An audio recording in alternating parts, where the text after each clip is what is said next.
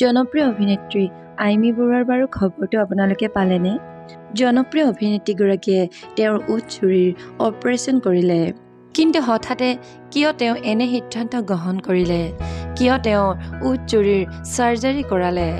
বিভিন্নজনে এতিয়া বিভিন্ন ধৰণে প্ৰশ্ন কৰিছে যে তেওঁ কিয় এনে কাম কৰিছে। বন্ধু বান্ধৱীসকল, আপোনালোকে বাৰু অভিনেত্ৰী আইমি বৰুৱাৰ অভিনয় চাই ভাল পায়নে? যদিহে ভাল পায় তেন্তে তেওঁৰ বাবে এটা লাইক কৰি দিবলৈ নাপাহৰিব।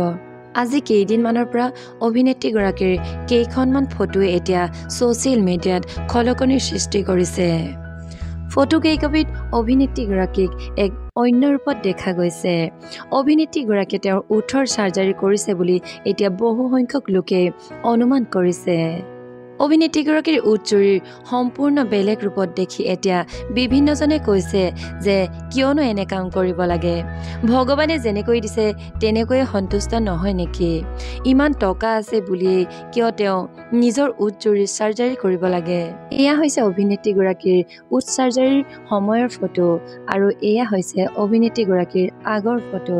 অৱশ্যে এই কথাষাৰৰ সত্যতা আমি নাজানো যদিও ফটোকপিত অভিনেত্ৰীগৰাকীক বেলেগ দেখা গৈছে।